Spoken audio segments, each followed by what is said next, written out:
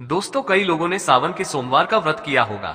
अगर आप यह उपाय नहीं करेंगे तो आपका व्रत अधूरा माना जाएगा। यह उपाय करना जरूरी है, नहीं तो आप मनचाहे फल से वंचित रह जाओगे। श्रावण के आखिरी सोमवार को करें यह उपाय, आपकी सारी मनोकामना पूर्ण होगी। सावन का पवित्र महीना 11 जुलाई 2025 को शुरू हुआ था।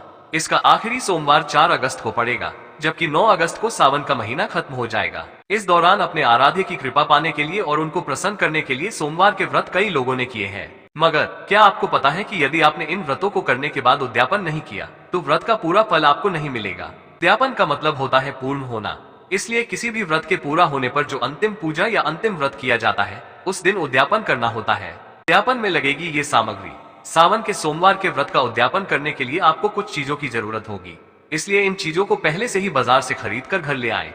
इसके लिए सबसे पहली और जरूरी चीज है शिव पार्वती जी की प्रतिमा या मूर्ति।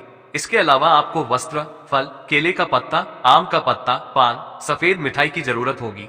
पंचामृत बनाने के लिए गाय का कच्चा दूध, दही भी आपको उसी दिन खरीदना पड़ेगा।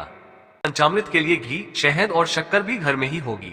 पार्वती की प्रतिमा को स्थापित करने के लिए लकड़ी की चौकी और साफ सुथरा लाल कपड़ा आपके घर में ही मिल जाएगा। पूजा के लिए छोटी इलायची, लौंग, कुमकुम, रोली, अक्षत, सुपारी भी घर में ही मिल जाएगी।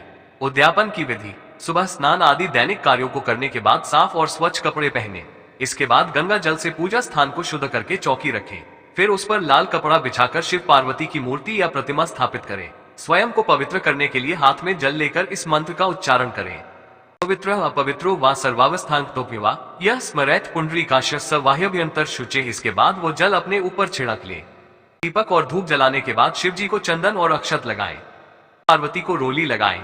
इसके बाद फूल माला, फल, मिठाई, पंचामृत चढ़ाकर उसका भोग लगाएं। अन्य सामग्री भी चढ़ा दें। इसके बाद शिव चालीसा, शिव पंचाक्षरी मंत्र, महामृत्युंजय मंत्र आदि का जाप करें। में शिव जी की आरती उतारें। इस तरह से आपके व्रत का उद्यापन पूरा हो जाएगा। इसके बाद अपनी क्षमता के अनुसार जरूरतमंद और गरीब लोगों को दक्षिणा या वस्त्र आदि दान करें। सावन के आखिरी सोमवार जरूर करें ये उपाय। 1. सावन के आखिरी सोमवार को रुद्राभिषेक करना से भी भगवान शिव प्रसन्न होते हैं। रुद्राभिषेक कराने से नकारात्मक ऊर्जा दूर होती है और ग्रह दोष शांत होते हैं। इसलिए सावन के आखिरी सोमवार को रुद्राभिषेक जरूर कराएं।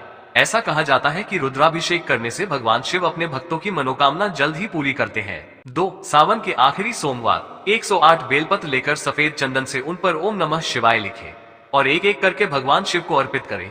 इसी के साथ शमी के पत्ते लेकर उन पर शहद लगाकर भगवान शिव को अर्पित करें।